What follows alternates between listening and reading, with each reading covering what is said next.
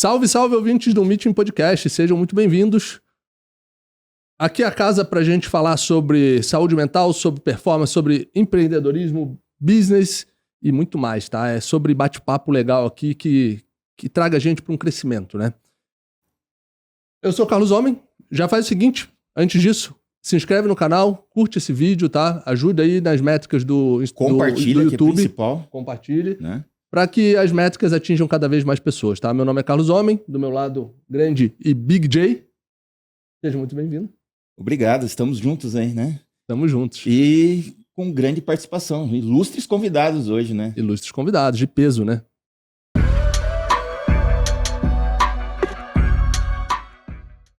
Mestre Rudimar Pedrigo e Jennifer Maia.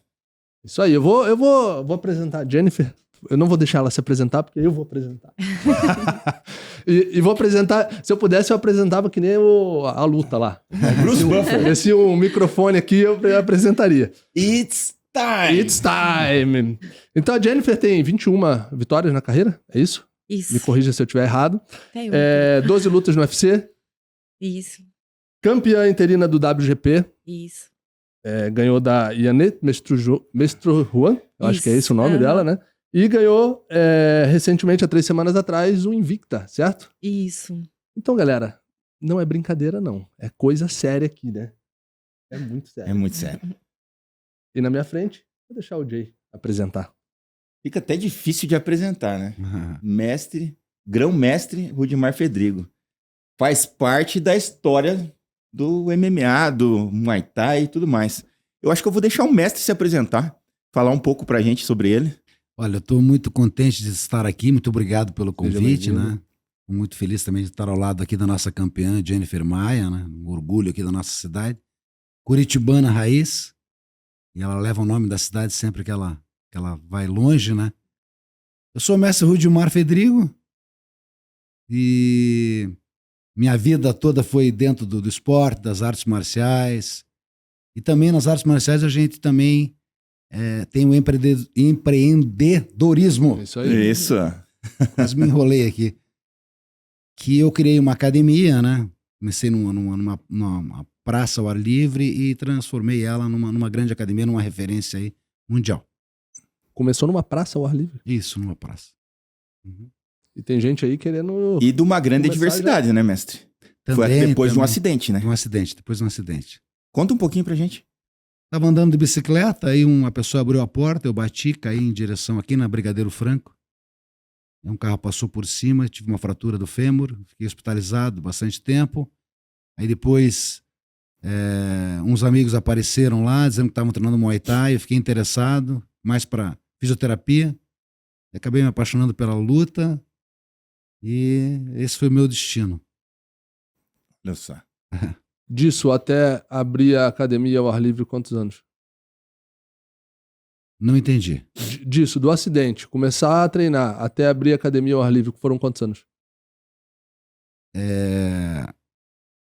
Eu tive um desenvolvimento muito rápido pela minha dedicação.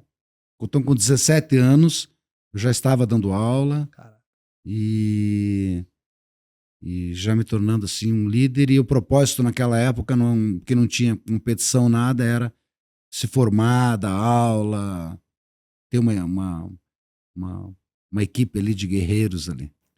Na verdade, formou muitos, né, mestre? Sim. E foi uma trajetória aí que foi passo a passo, né? Uhum. No desenvolvimento da arte, né? Conta um pouquinho pra gente. Sempre desde o início, a academia teve uma estrela muito grande que vários atletas vieram ao meu encontro. Eles é que vieram ao meu encontro. E Curitiba é uma cidade que gosta bastante de arte marcial, de luta. E hoje, por exemplo, nós temos vários campeões. É difícil uma cidade ter tantos campeões como Curitiba. Tá, mas sempre gostou de luta ou foi a shootbox? Não foi por causa do acidente que daí eu comecei a treinar. Não, eu sei, então... mas por exemplo, Curitiba sempre gostou de luta ou foi a shootbox que fez a Curitiba gostar de luta? Jennifer, responde essa. Eu acho que as Jennifer. duas coisas. Eu acho que as duas coisas juntas. É, as duas coisas. Porque eu lembro quando eu era pequeno, você começou em 1978, eu nasci em 84, imagina, né? Era shootbox, a luta era isso, né? Muay Thai em Curitiba era isso. Exatamente. E o mestre é o mestre que formou muitos outros mestres, né? Sim, e o que não Temos era o mestre shootbox Rafael vinha da Cordeiro shootbox, também, né, geralmente. Exatamente. Foi uma academia que originou várias equipes também. Todas equipes boas, grandes. E não esperava que fosse chegar tão grande dessa maneira. Legal. Então lá no início era só uma academia, era só, pô, eu vou dar aula aqui e é isso. Isso, foi um primeiro aluno que eu tive, né? Meu amigo até hoje, né? É o mestre Seco. E aí ele começou a trazer os amigos também. Comecei a dar aula, assim, sem cobrar até, na verdade. Uhum. Era pelo prazer mesmo de estar dando aula, estar transmitindo ali o conhecimento ali. Aí começou a trazer mais pessoas, eu estava ali na Praça Oswaldo Cruz, quando chovia não tinha aula, aí decidi ir por um lugar mais adequado, e aí foi se formando a academia. Bola. E Jennifer, como é que tu começou nessa? Então, eu eu sempre gostei de esporte, né? Fui envolvida e com 15 anos, uma academia que tinha aberto perto de casa. Aí umas amigas me convidaram para ir e nisso iam começar a ter aulas de Muay Thai também. A academia era nova, ainda estava abrindo as aulas. Assisti uma aula de Muay Thai, me apaixonei e aí se tornou, né, para mim a minha rotina. Eu saía da escola, ia pro treino e aí fui terminando os estudos, começaram a vir a idade de começar a ver trabalho, estágio. E como o meu treinador viu que eu tinha potencial, né, e viu que eu estava procurando, às vezes ia trabalhar em outra área que não tinha nada a ver com o que eu estava ali, com o que eu tinha potencial, e ele me ofereceu a oportunidade de poder dar aula perto dele, porque eu ainda não podia, né, dar aula sozinha. Então, junto com ele, eu aprendi a dar aula e se tornou a minha profissão. E aí vieram as lutas, comecei a fazer lutas amadoras. Então, fui conciliando. Conforme eu fui lutando aqui em Curitiba e fui aparecendo, veio o retorno de alunos. Os alunos me procuravam para treinar comigo porque eu estava me dando bem nas lutas, né? Então, eles queriam ver o meu potencial. E aí foi, né, onde me tornei profissional e fui deslanchando na carreira. E você vê que ela é, assim, o Israel teve contato direto comigo, aí o Israel formou o monstro, e aí veio a Jennifer. Então ela é como se fosse a segunda geração dessa minha história, né? Ela veio de um professor, depois o outro formou, e a Academia Shootbox ela cresceu bastante por causa disso. Entendeu? Não são todos diretamente ligados a mim, mas as pessoas... Sim.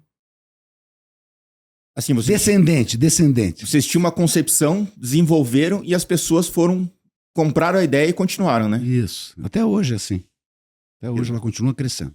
Hoje já estamos em 4ª geração, mais ou menos. Olha, nem sei. Porque ela também já está formando também já outras pessoas, e assim vai indo. E assim é no Brasil inteiro. E é muito legal ver isso, porque eu comecei a treinar, na época, no Mato Grosso, em 94, era kickboxing. E daí, lá, eu conheci o Cyborg, que era de Rondonópolis. Quando ele veio para cá em 99, automaticamente eu fui para academia. E o mestre Rafael já tinha uma notoriedade grande já na época. Chutebox já era uma coisa muito diferente. E a gente conhecer algo que a gente ouvia falar e estar presente foi uma coisa assim muito especial na época, né? E o mestre é formador de grandes campeões do UFC. O Anderson Silva, né?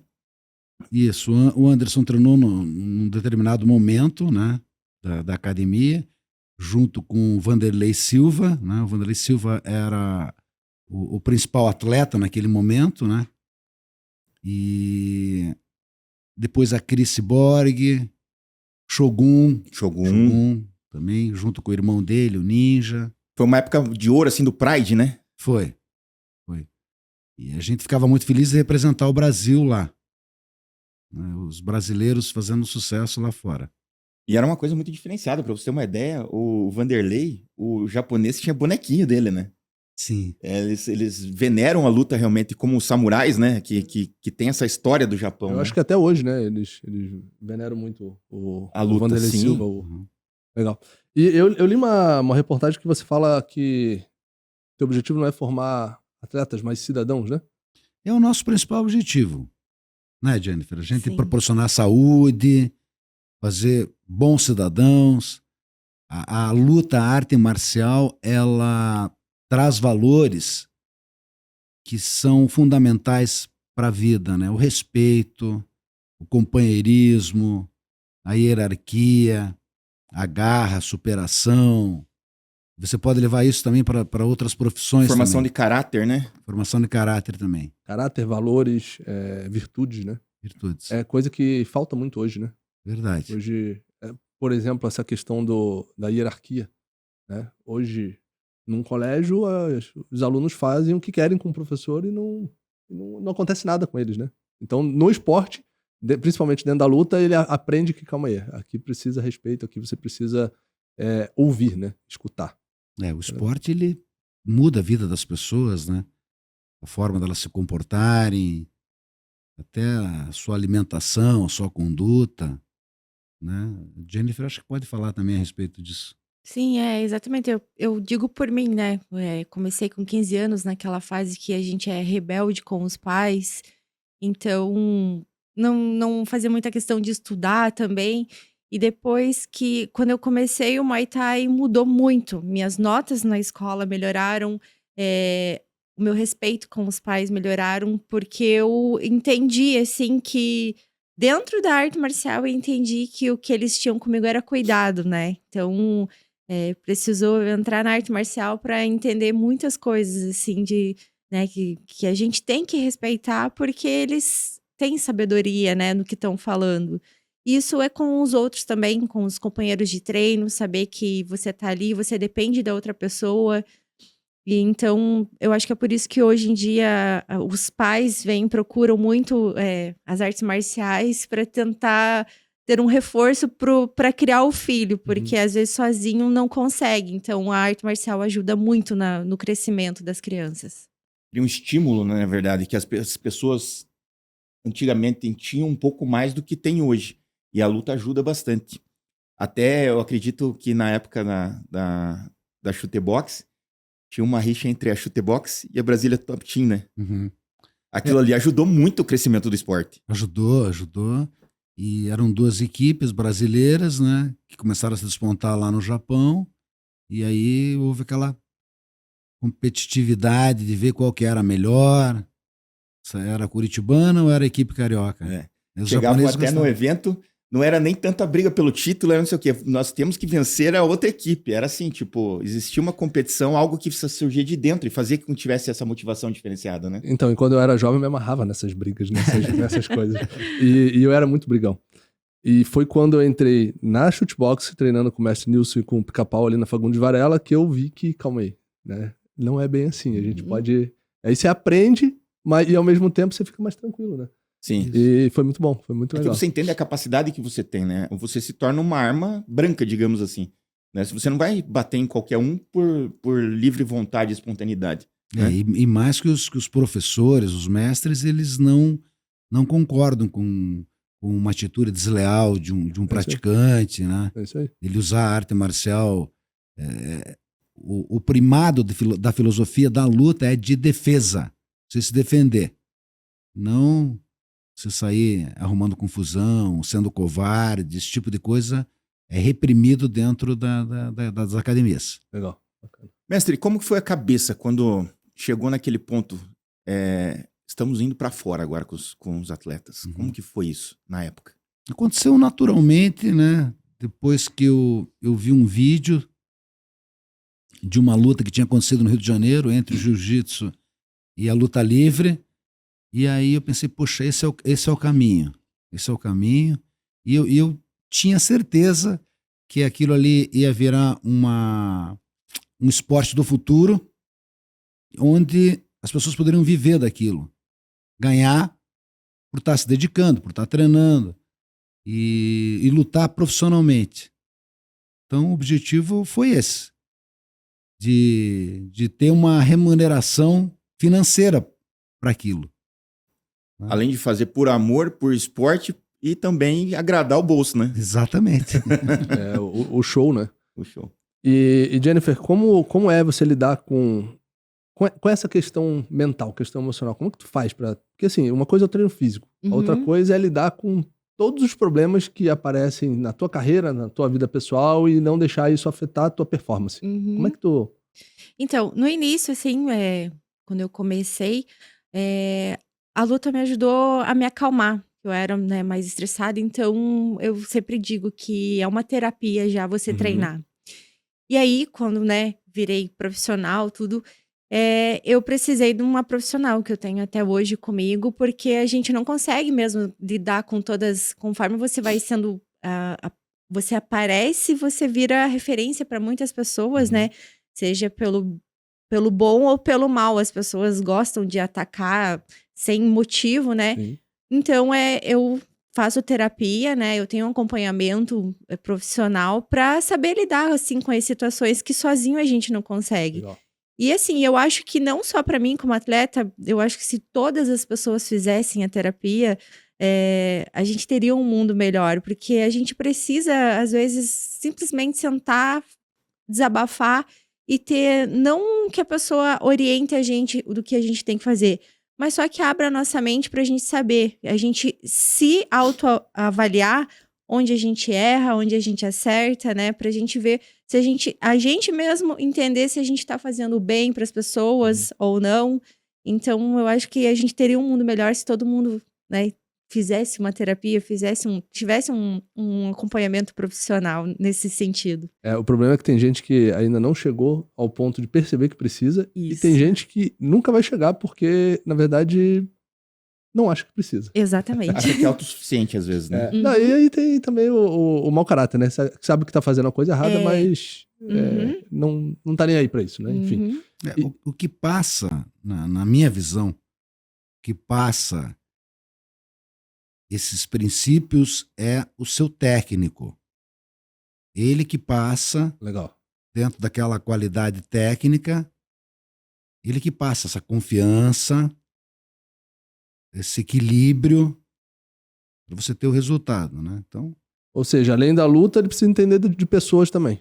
Pra poder exatamente. enxergar, pô, calma aí, Jennifer, é o Exatamente. seguinte, ó, você tem que trabalhar isso porque isso aí tá, né? Exatamente. Legal. Meu primeiro psicólogo foi meu treinador, que ele fazia eu acreditar, né, no meu potencial e também entender que ali, né, eu tenho que seguir a voz dele, né, tentar não escutar muitas outras pessoas, porque as outras pessoas vão querer atingir a gente. Então, realmente, isso começa E eu acho que esse é um dos grandes pontos, né? Você se preocupar muito com os outros, né? Isso. Porque, por exemplo, quanto mais você cresce, agora você vai disputar o cinturão. Quanto mais você se expõe, mais vão vir pessoas querer te subjugar, né? Isso, exatamente. E aí você tem que aprender a lidar com isso. Você começa e falou, você é a média das pessoas que você convive, né? Porque normalmente você sempre vai se espelhar em algo que você está aprendendo, né? Se você dedicou seu tempo em aprendizagem, você vai se espelhar naquilo, né? E com certeza a formação de caráter de muitos desses, você pode ver que não se envolvem, quem normalmente pratica algum esporte, uma coisa, dificilmente você vê se envolvendo com coisas erradas, com, né, não acaba se perdendo como muitos jovens hoje se envolvem com drogas e tudo mais, porque você não tem tempo para isso, né? Tua cabeça tá focada, né, no esporte. Exatamente. Até interessante que a maioria dos campeões, a gente vê eles construindo famílias, né? Então lá, o Vanderlei Silva, Anderson Silva, o Shogun, o Ninja, você. Então, todos ali com suas famílias. Agora, você falou no início, pensando em ter filhos, né? Isso é muito legal, né? Então, os valores ali estão intrínsecos, estão juntos, né? O esporte, ele traz muitos benefícios, né? Faz você ficar afastado da criminalidade, do mundo das drogas. É o melhor antídoto que tem, é o esporte. Quem pratica o esporte tem conduta, tem retidão, sabe aonde quer chegar. E muitos que nem imaginavam acabam se tornando profissionais daquilo, vivem daquilo, sustentam suas famílias, são exemplos. O esporte é uma ferramenta fantástica e deveria ter sempre mais apoio. Quanto mais você investe no esporte, você tem menos problemas na área da saúde, na área da criminalidade, né? É uma pena que no Brasil tem muito pouco investimento no esporte, né? Isso a nível federal, estadual, municipal. Quando se vai ver o orçamento de que é destinado a cada área, o esporte, a cultura estão lá embaixo. E não deveria ser assim. Depois a gente vê nas Olimpíadas e quer os nossos atletas tendo muitos resultados, só que só para mim o brasileiro que consegue chegar numa final já é um herói. Porque lá fora tem um técnico que detecta quem tem aquele talento. Uhum. Com o passar do tempo ele começa a receber para se dedicar só àquilo. Aqui no Brasil não. A pessoa tem que ser um pedreiro, lutar carteiro, ser maratonista. Entende? Falta investimento. E enquanto não tiver isso, a gente não vai ter muitos resultados. E é um ponto interessante que você falou do talento, né? Lá eles têm essas pessoas para identificar esses grandes talentos e lapidar esses grandes talentos, porque todo talento precisa ser lapidado. Aqui no Brasil, não. Existem muitas pessoas com talento morando na rua. Uhum. Né? Por quê? Porque não tem esse investimento muita coisa de base. Foi feita né? que investimento muito em doutrinação, né? E pouco em esporte. É o que tem sido feito. Porque até mesmo antes, na escola, tinha gente que fugia da aula para jogar bola. Uhum. Final da tarde, meninada toda na rua jogando bola. Nós não temos mais profissional hoje surgindo novos no futebol. É verdade. Não tem mais aquele garoto que jogava na rua, né? É o que virou profissional no futuro. Eu vejo lá nos Estados Unidos que você tem N modalidades dentro do high school, por exemplo, ali, que você já sai, às vezes, direto para a faculdade com bolsa de estudo pelo esporte. Que lá é caríssimo uma faculdade. E pelo esporte a pessoa acaba se formando em outras áreas e tomando outros rumos, outras trajetórias na vida pelo esporte. Exatamente.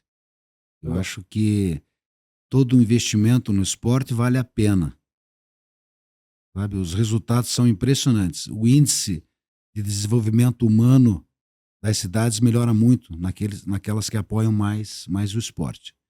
Eu tive a felicidade de ser o secretário de esportes de Curitiba, eu que introduzi as academias ao ar livre, foram 100, depois mais 140 academias. Legal.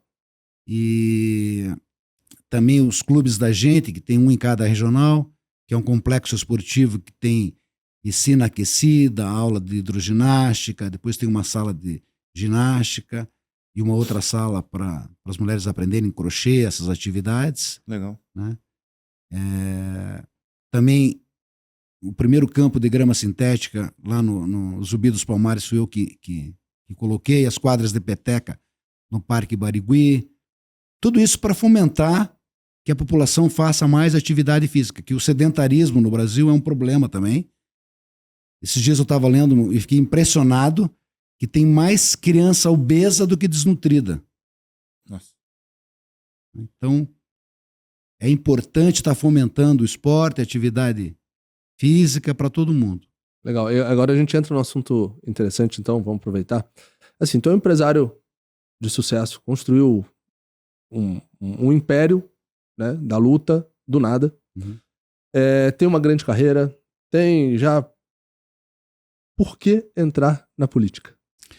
A política foi uma coisa que está em mim desde de Grêmio Estudantil, depois também na faculdade, também eu fui diretor de esportes. Eu acho que a política, quando ela é praticada como deveria ser, né, ela é uma das formas mais nobres que tem da pessoa se dedicar àquilo. E o que eu quero fazer? Eu quero ser vereador da cidade de Curitiba, né, para a gente tá falando isso que a gente está falando aqui. Para a gente estar investindo mais no esporte, lutando pelas academias que sofreram na pandemia, as academias foram fechadas, isso foi errado. Muitos não conseguiram nem retornar mais com essa atividade. Evitaram a doença, mas criaram um monte de depressão, né? Isso, muita gente estava com depressão, não podia fazer a prática, né? E a gente liderou movimentos, fomos na frente da prefeitura, ficamos lá acorrentados simbolicamente, para que eles vissem que realmente, e depois até, se você for lá na página da Organização Mundial de Saúde, você vê que a prática da atividade física aumenta a imunidade, ela é necessária. Eu lembro que quando as academias estavam fechadas, uma mãe de um aluno foi lá desesperada, assim, pelo amor de Deus, eu preciso fazer uma atividade. Né?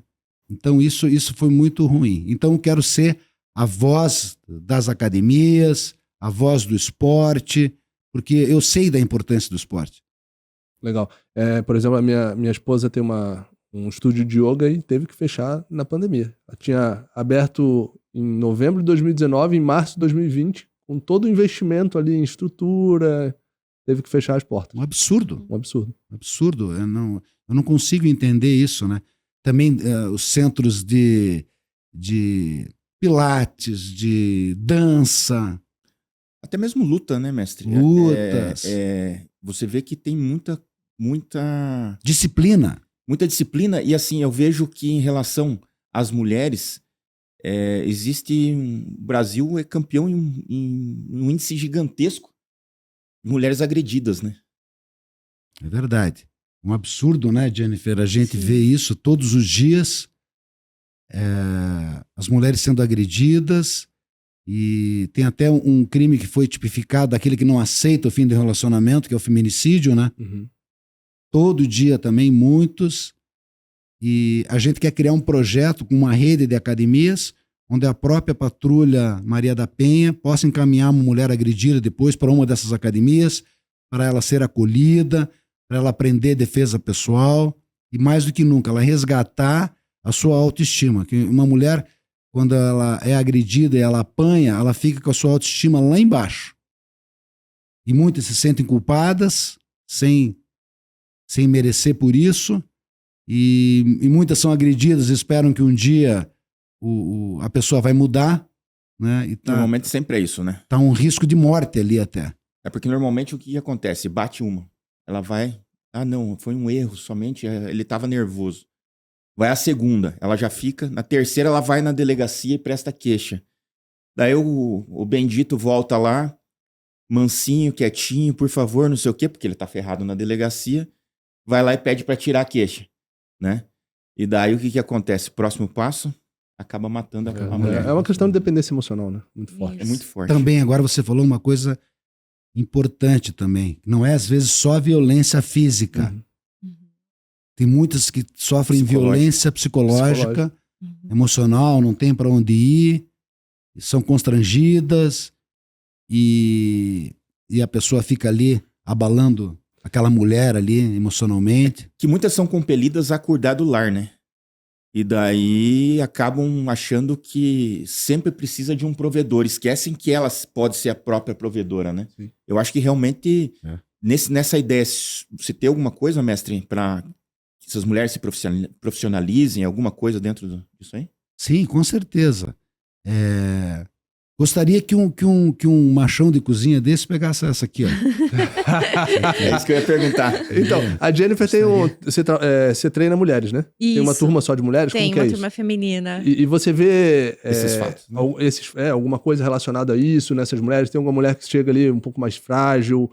Esse acolhimento, como que é feito? Então, eu nunca soube, assim, de alguma delas me contar.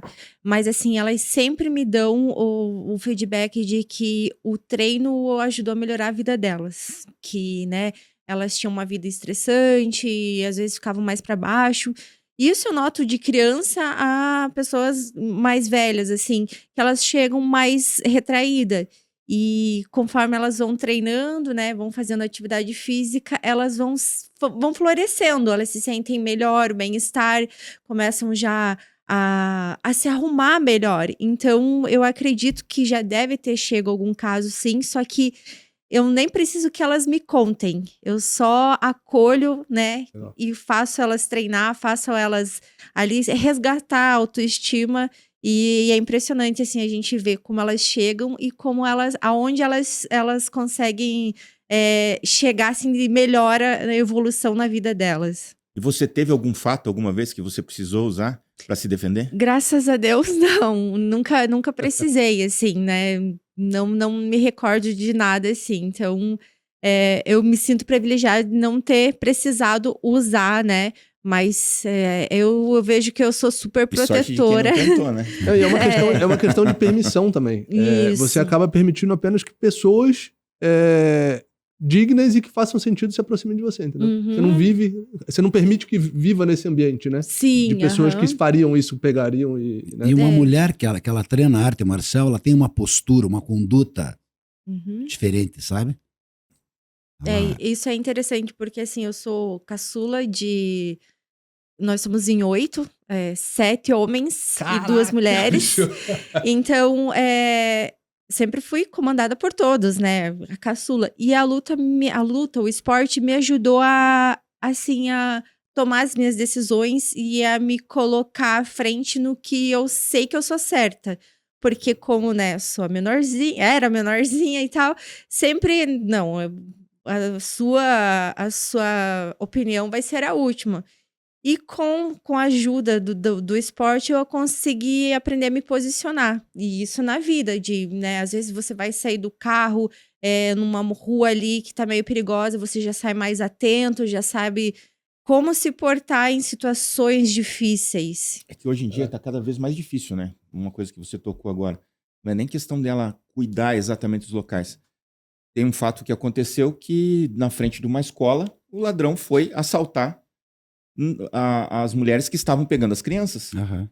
O azar dele é que tinha uma policial no momento. Eu vi essa... Uhum. Entendeu? Hoje em dia não existe mais um lugar certo, preciso para isso tipo acontecer. Antes você ia para determinados bairros, você sabia que ali você estava propício àquilo. Hoje você já não tem um lugar específico, né? Verdade. Então realmente o preparo é o melhor objetivo, né? Legal. A gente sabe que o talento é muito importante, como eu tinha falado antes, né? O mestre falou também. Você, Jennifer, talento ou consistência? Consistência. Eu acho que é isso que leva a conquistar o sucesso. Só o talento não basta. Você tem que ter os dois juntos, porque eu conheço, né? Já tive vários companheiros de treino que passaram, que eram muito talentosos, mas não tinham consistência. Então, não, hoje em dia, né? Só olham a gente que consegue chegar, né, ao sucesso. Então, só o talento não basta. Legal. E como que foi essa jornada aí até chegar no UFC? Como que tu entrou lá? Como que foi isso pra você? Aham. Então, muitas pessoas, né, quando chega assim uma pessoa nova ali, de 15, 17 anos, fala assim: eu quero começar a treinar pra chegar no UFC. Eu olho e falo assim: não, esse não vai. Porque não é assim, é depois que você começa a treinar, que você toma o primeiro soco na cara, que você vai saber aonde você quer chegar. E eu deixei as coisas acontecer. Eu nunca, assim, eu não almejava chegar no UFC. Eu deixei acontecer. Fui treinando, fui começando a lutar, foram vindo as vitórias. Depois da primeira derrota, aí vem aquele, né, baque, assim, nossa, primeira derrota. Mas isso só me fez evoluir, só me fez querer mais. E foi assim que daí eu entrei no Invicta, que no momento era o maior evento feminino. Ainda não tinham lutas femininas no UFC. Então, consegui ser campeã no Invicta, pra mim foi assim, cheguei ao auge da minha carreira, né? E lutei ao lado da Cris Borg, né? No mesmo evento também, isso foi magnífico pra mim. E aí, quando começaram a aparecer as lutas femininas no UFC, aí surgiu a vontade, né? Então, já que eu já cheguei no topo, agora eu quero dar esse passo, que é ir pro UFC também. E assim, acredito que mesmo não tendo sido campeã do UFC, né? Consegui disputar o título, mas não consegui ser campeã. Eu conquistei o sucesso, né? Consegui, assim, deixar meu nome para várias pessoas. Hoje em dia, eu vejo que muitas pessoas reconhecem, né? Seja aqui ou nos Estados Unidos ainda, é mais reconhecido lá. Você chega no aeroporto, as pessoas já te reconhecem pela Legal. sua história. Então, eu acho que esse, para mim, o reconhecimento é muito gostoso. da minha família também, que no começo achou que era muito difícil eu conseguir ter o futuro no esporte. E hoje em dia eu consegui, né, dar uma casa para minha mãe, consigo, né, ter uma vida confortável através do esporte.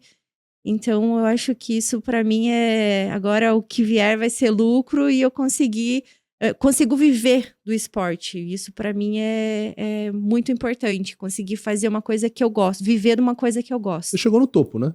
Isso. Entre as melhores do mundo na tua categoria. Exatamente. Uhum. Foram 6 vitórias dentro do UFC?